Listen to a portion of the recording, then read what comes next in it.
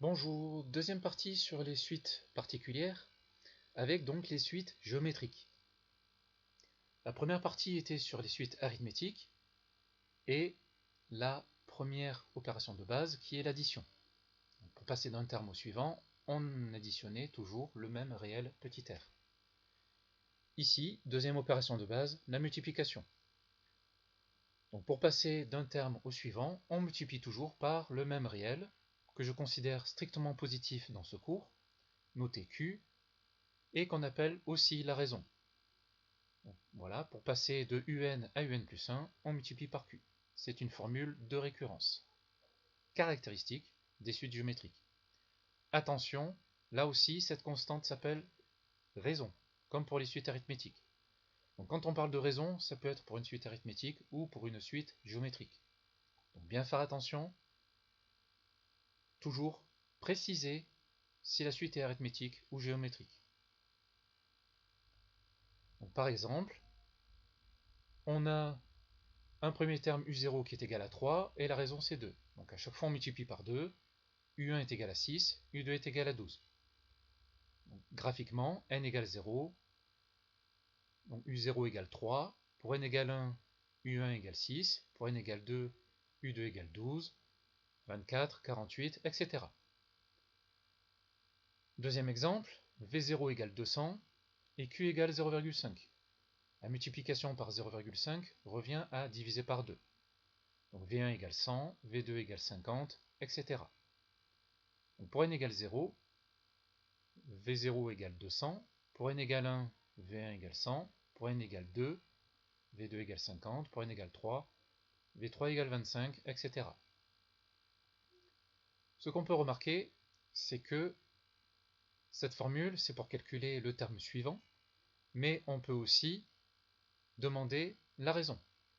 Par exemple, on connaît deux termes consécutifs, et pour déterminer Q, il suffit de faire passer UN de l'autre côté, la multiplication devient division, et on obtient une autre formule qui fait que la raison d'une suite géométrique, c'est donc UN plus 1 sur UN. Par exemple, pour une suite géométrique telle que U7 égale 12 et U8 égale 36, la raison c'est 3. Attention, c'est toujours le terme de plus haut rang qui est au-dessus dans cette division. Sinon, vous aurez l'inverse.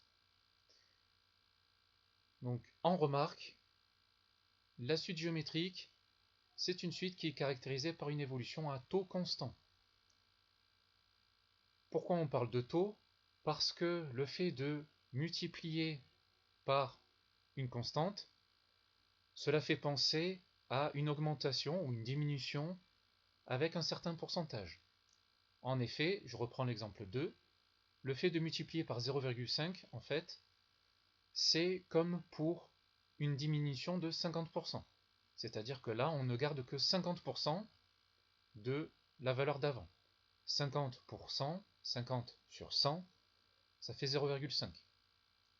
Donc ça, je vous renvoie à ce que vous avez normalement vu au collège avec les taux d'évolution, à savoir que si on augmente de x%, ça revient à multiplier par 1 plus x sur 100, et si on diminue de x%, ça revient à multiplier par 1 moins x sur 100. Donc une augmentation de 3%, et on multiplie par 1,03. Si on diminue de 10%, on multiplie par 0,9. Ensuite, nous avons les variations.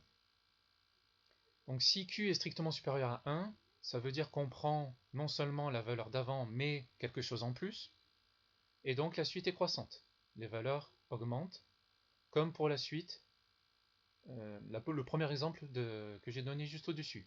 Q égale 2, donc vu que 2 est strictement supérieur à 1, la suite est strictement croissante. Si Q est strictement inférieur à 1, ça veut dire qu'on prend une partie du terme précédent, et donc la suite est décroissante. On le voit ici, avec Q égale 0,5, c'est strictement inférieur à 1, la suite est décroissante, c'est ce qu'on a vu aussi graphiquement. On a bien sûr le cas frontière entre les deux. Si Q égale 1, eh bien, le fait de multiplier par 1, ça ne change rien, la suite est constante. C'est un exemple, enfin c'est un cas particulier qui n'est pas très intéressant, puisqu'il n'arrive quasiment jamais, mais qu'il est bon quand même de voir au moins, parce qu'il permet de voir la limite entre le croissant et le décroissant. Attention, c'est des si et seulement si. Ce qui veut dire que ça marche dans les deux sens, à savoir, si on sait que la suite géométrique est strictement croissante, ça veut dire que la raison est strictement supérieure à 1. Si on sait que la suite géométrique est strictement décroissante, cela veut dire que la raison est strictement inférieure à 1. Je rappelle que dans cette partie de cours, je considère que Q est strictement positif. Je ne l'ai pas réécrit ici, mais ici c'est Q en fait strictement compris entre 0 et 1. Ensuite, on a donc du point de vue des suites, comme d'habitude, le problème que pour calculer U37, il faut calculer les 36 premiers termes, et donc il est bon d'avoir une formule explicite. Pour cela, on considère la formule de récurrence au fur et à mesure. U1 égale U0 fois Q. Ensuite, U2, c'est donc U1 fois Q. Or, U1, c'est U0 fois Q. On remplace U1 par U0 fois Q. Et donc U2, c'est U0 fois Q au carré. On raisonne exactement en fait comme pour les suites arithmétiques. De même, U3, c'est U2 fois Q. On remplace U2 parce qu'on vient de trouver, à savoir U0 fois Q au carré. Et on se retrouve avec U0 fois Q au cube. De là, on généralise donc la propriété, la formule à n quelconque. U indice n, c'est U0 fois Q puissance n. C'est-à-dire que pour passer de U0 à U indice n, on a multiplié n fois par Q, c'est-à-dire par Q puissance n. Et donc on a la formule explicite d'une suite géométrique. Par exemple, avec les mêmes exemples que précédemment, U7, c'est U0 fois Q puissance 7, c'est-à-dire 3 fois 2 puissance 7, on a 384. V10, c'est V0 fois Q puissance 10, c'est-à-dire 200 fois 0,5 puissance 10, et donc on se retrouve effectivement avec, alors là j'ai détaillé en mettant 1,5 plutôt que 0,5, mais ça c'est pour pouvoir le faire de tête en fait. Si on remplace par 2 puissance 10 au dénominateur au lieu de 0,5 puissance 10, on se retrouve avec 200 sur 1024 qu'on peut simplifier en 25 sur 128. Ceux qui veulent faire un peu de l'entraînement en calcul mental peuvent le faire. Toujours est-il qu'on trouve que V10 est égal à 0, donc 1 953 125. Maintenant, on peut généraliser cette formule à donc lorsque on a deux termes quelconques, par le fait que pour passer de UP à UN, on a multiplié n moins p fois par q, c'est-à-dire q puissance n moins p.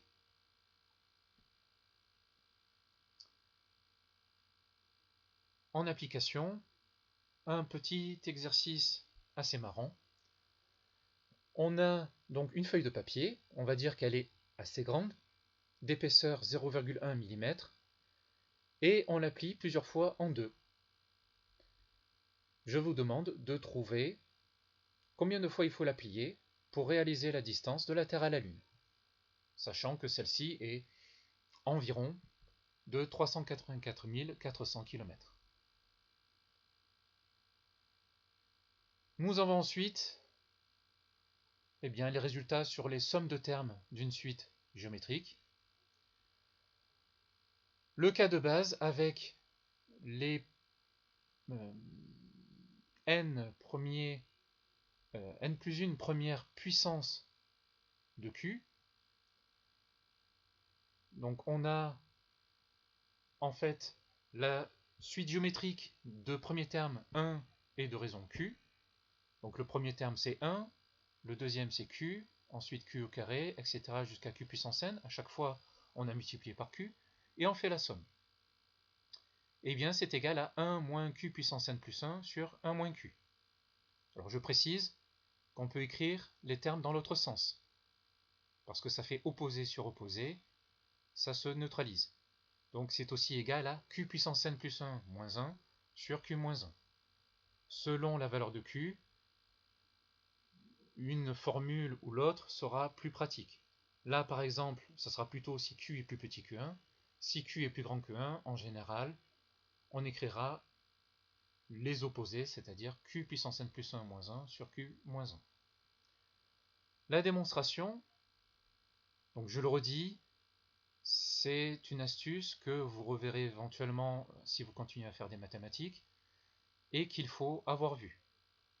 Donc cette somme, grand S c'est 1 plus Q plus etc. jusqu'à Q puissance n, et l'astuce consiste à tout multiplier par Q. Donc Q fois cette somme, bien du coup ça fait Q plus Q au carré plus etc. plus Q puissance n plus 1. Tous les termes de la suite ont été multipliés par Q. On fait la soustraction, c'est-à-dire S moins QS, c'est donc égal à 1 plus Q moins Q, plus Q au carré moins Q au carré, plus etc., plus Q puissance n moins Q puissance n, moins Q puissance n plus 1.